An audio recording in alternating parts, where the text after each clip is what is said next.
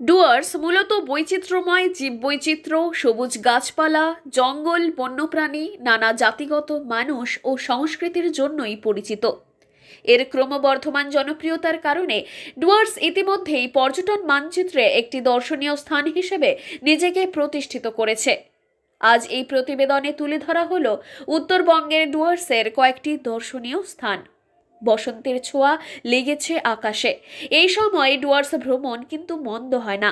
কম ছুটি আর স্বল্প টাকায় একঘেয়েমি কাটাতে ডুয়ার্সকে চোখ বন্ধ করে বেছে নিতে পারেন। বসন্তের হালকা আভায় ডুয়ার্সের মজা নিতে বেশি দেরি না করে চলে আসতে হবে জলপাইগুড়ির লাটাগুড়িতে।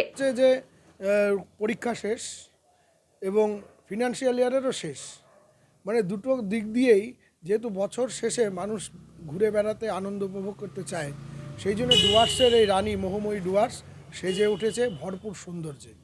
ফাগুনের সেই শীতল হাওয়া এবং সেই সাথে এই পর্যটন ব্যবসার সাথে যারা যুক্ত পর্যটন ব্যবসায়ীরা, তারাও কিন্তু অধীর আগ্রহে অপেক্ষায় আছেন বিভিন্ন প্রোগ্রাম, যেমন সাঁওতাল নাচ, আদিবাসীদের বিভিন্ন হস্তশিল্প থেকে শুরু করে বিভিন্ন কিছু প্রদর্শনী, সাথে অফুরন্ত খাবারের সমাহার। রাস্তার দুধারের ঘন গাছপালার মাঝপথ দিয়ে গেলে মন প্রাণ শান্ত হয়ে জুড়িয়ে যাবেই। কপালে থাকলে বন্য প্রাণীরও সাক্ষাৎ দর্শন পেতে পারেন। এরপর লাটাগুড়ি পেরিয়ে যেতে পারেন চালসা পাহাড়। রয়েছে মুখ্যমন্ত্রীর স্বপ্নের প্রকল্প টিয়াবন। অগুন্তি সবুজ টিয়ার মাঝে মনও যাবে হারিয়ে। এর কিছুটা দূরেই নতুন পপুলার ডেস্টিনেশন लाल झमेला बस्ती। किधर से आए? हम लोग न्यू डुअर्स चामुर्ची साइड से। इधर का परिवेश कैसा है? अच्छा है, थोड़ा शांत जगह है, नदी है तो अच्छा लगता है, शांत एकदम फ्रीडम महसूस हो रहा है इधर आके। पिकनिक करने के लिए आया क्या? हाँ, पिकनिक करने आए हैं। अब आपका मेनू क्या है आपका? हम लोग का भात दाल है, चिकन है, मटन है, उसके बाद में सलाद है, पापड़ है। इस जगह का नाम क्या है? हम लोग तो सुने हैं लाल झमेला बस्ती, आए तो पता चला लाल झमेला बस्ती ही है। इधर क्या मिलेगा क्या टूरिस्ट को जो पिकनिक करने के लिए आया है, जो लोग है? क्या मिलेगा? अच्छा लगेगा, हम लोग एंजॉय करने आए हैं। नदी है, पहाड़ है? हाँ, अच्छा लग रहा है। भूटान पहाड़ है क्या? भूटान, हाँ, साइड में उधर में भूटान बॉर्डर भी है, सुनने में आया है। अच्छा जगह है। हाँ, बहुत अच्छा जगह है। आपका नाम क्या है? নাম শুনে ঘাবড়াবেন না। একবার যদি সমস্ত দ্বিধা কাটিয়ে চলে আসেন তাহলে আর ফিরে যেতে চাইবেন না। এখানকার প্রাকৃতিক সৌন্দর্যে মন ভালো হবেই। এই বস্তির সঙ্গে কোনো মিল নেই মহানগরীর ঘিঞ্জি বস্তির। নেই কোনো ঝামেলাও। একদিকে সবুজ চা বাগান আর একদিকে যত দূর চোখ যায় শুধুই ভুটান পাহাড়। ভারত ভুটানের সীমান্ত দিয়ে বয়ে গিয়েছে ডায়না নদী। সকালে নদীর কলকল শব্দে আর ভুটান থেকে ভেসে আসা ঘণ্টা ধ্বনিতেই ঘুম ভাঙে এখানকার পর্যটকদের। এখন আমাদের জঙ্গলের পরিবেশটা ভালো আছে, এখন দেখতে সুন্দর লাগে। কেন? পাতা পাতা এখন এখন অনেক পাতা পড়তেছে, এখন পড়ে নেই, অনেক পাতা আছে এখন। এই যে আমাদের কি বলে ফাগুয়া, এই যে আমরা হোলি বলি, ও আসবে তখন আমাদের জঙ্গলটা খোলা হবে।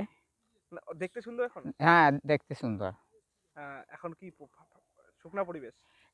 এখন অর্ধেক শুকনা অর্ধেক কাঁচা। পাশাপাশি জলঢাকা ব্যারেজ, জলঢাকা নদীর জল মনোমুগ্ধকর পরিবেশে সময় কেটে যাবে বহবান নদীর জলের মতোই। শুধু তাই নয়, পাখির কিচিরমিচির শব্দ শোনা থেকে শুরু করে অজানা অচেনা পাখির আনাগোনা প্রত্যক্ষ করতে হলে যেতেই হবে সামসিং ভিউ পয়েন্টে। অসাধারণ এই জায়গার এক কোণায় দাঁড়িয়ে পাখির কলরব শুনে মন ভালো হতে বাধ্য। কিছুটা পথ এগোলেই চোখে পড়বে বহু পুরনো একটি শিব মন্দির, স্থানীয়দের কাছে মেটেলি মন্দির হিসেবেই পরিচিত। রোজগার ব্যস্ততর জীবন থেকে খানিক হাফ ছেড়ে বাঁচতে, প্রকৃতির ছোঁয়া পেতে পাহাড় জঙ্গল নদীর মাঝে হারিয়ে যেতে মন চায় সকলের। সেই সাথে ডুয়ার্সের সেই নদীর কুলুকুলু শব্দে, পাহাড়ের হাতছানি, কখনো ফরেস্ট। এখন ফরেস্ট যদিও সবুজের পার, এবার কিন্তু আরেকটা নতুন সৌন্দর্য পাবেন। কোনো জায়গায় ফুল ফুটে আছে বিভিন্ন কালারের, দেখবেন এই সময় জয়ন্তী যেমন রূপের ডালি নিয়ে অধীর আগ্রহে আছে কখন এই ভ্রমণ পিপাসু মানুষরা এই ডুয়ার্সে আসবেন। তো আমিও বলবো যে আপনারা আসুন, এই ডুয়ার্সের সৌন্দর্য উপভোগ করুন, পরিবার পরিজনকে নিরাপদ নির্মল আনন্দে আমরাই বেড়ানোর ব্যবস্থা করে দেবো। আপনার নাম আর পরিচয়। আমার নাম অলোক চক্রবর্তী, একজন পর্যটন ব্যবসায়ী। তে মন চায় সকলের। মন ভালো করার প্রাকৃতিক ঔষধ রয়েছে যে এই ডুয়ার্সেই। একবার ঘুরে গেলে এক বুক অক্সিজেন নিয়ে ফিরবেন। নরম তুলতুলে খাসির মাংস পছন্দ করেন না এমন মানুষ নেই।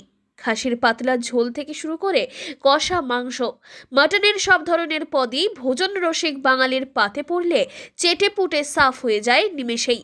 তবে একঘেয়ে মাটনের রেসিপির চেয়ে মুখে লেগে থাকবে নয়া এই রেসিপি, যার স্বাদ জিভে লাগলে বারবার খেতে মন চাইবে। ভাবছেন কি এই রেসিপি? রেসিপির নাম চম্পারন মাটন। মূলত বিহারের একটি জনপ্রিয় পদ হলেও বাংলাতেও এর জনপ্রিয়তা ছড়িয়ে পড়েছে, বাদ নেই জেলাগুলিও। জলপাইগুড়ি জেলার প্রায় প্রতিটি রেস্টুরেন্টে গেলেই এখন মেনু কার্ডে জলজল করতে দেখা যায় চম্পারন মাটনের নাম। জলপাইগুড়ি শহরের উকিলপাড়ার অভিনন্দন রেস্টুরেন্টে কেজি দরে বিকোচ্ছে এই পদ। করি কি বানাচ্ছেন?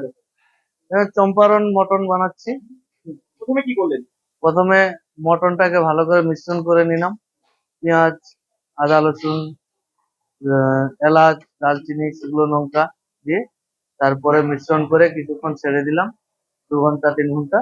তারপরে ম্যারিনেট করলাম, ম্যারিনেট করার পরে মালটাকে হাঁড়ির ভিতরে ঢুকিয়ে আগুনে। কেমন স্বাদ হবে আপনাদের এই মটন? এটা তো এখন সবাই ভালোই বলছে। ক্রেতাদের মধ্যে চাহিদাও রয়েছে ব্যাপক। তবে এই পদ চাখতে হলে যে রেস্টুরেন্টেই ছুটতে হবে তা কিন্তু নয়। চাইলে আপনি বাড়িতেও সহজেই বানিয়ে ফেলতে পারেন এই সুস্বাদু রেসিপি। ঐতিহ্যগতভাবে মাটির হাঁড়িতে কিংবা মটকায় দম স্টাইলে রান্না করা হয় এই রেসিপি। কিভাবে বানাবেন এই রেসিপি? রইল টিপস। একটি কড়াইয়ে সর্ষের তেল ও ঘি গরম করে পেঁয়াজ ভেজে তুলে রাখতে হবে। অন্য একটি পাত্রে মটন, পেঁয়াজ, আদা, রসুন বাটা, রোজকার গুঁড়ো মশলা, তেল, লবণ ও ভেজে রাখা পেঁয়াজ সহযোগে ভালোভাবে ম্যারিনেট করে 2 থেকে 3 ঘন্টা রেখে দিতে হবে। এরপর একটি মাটির হাঁড়িতে সর্ষের তেল গরম করে ম্যারিনেট করা মটন দিয়ে হাঁড়ির মুখ ভালোভাবে আটকে দিতে হবে যাতে বাষ্প না বেরিয়ে যায়। এভাবে 2 ঘন্টা দমে রেখে দিয়ে মাংস সেদ্ধ হয়ে এলেই রেস্টুরেন্ট স্টাইল চম্পারন মাটন একেবারে তৈরি। হ্যাঁ, অ্যাকচুয়ালি আমরা চম্পারন মাটনটা স্টার্ট করেছি। এটাকে আহুনা মাটনও বলে। এটা অ্যাকচুয়ালি বিহারের রিজিওনাল একটা মাটন ডিশ, যেটা আমরা হাঁড়ির মধ্যে কাঁচা মাটন নিয়ে কয়লার আছে, ভিন্ন আছে, আমরা বানাই। তো জলপাইগুড়িতে আমরা প্রথম এটা স্টার্ট করেছি। বলতে পারি সাড়া খুব ভালো, সাড়া খুব ভালো। মাংস বা ইত্যাদি কিভাবে তৈরি করছেন? আচ্ছা, এটা কিন্তু একেবারে পুরো প্রসেসটাই হাঁড়ির মধ্যে হচ্ছে, কোনো রকম ভাবে কিছু হচ্ছে না। যেরকম আমাদের অর্ডার দেওয়া হচ্ছে আমরা বানিয়ে দিচ্ছি। 250 গ্রাম, 500 গ্রাম, 1 কিলো, এই 3টে হাঁড়ির সাইজ আমরা রেখেছি।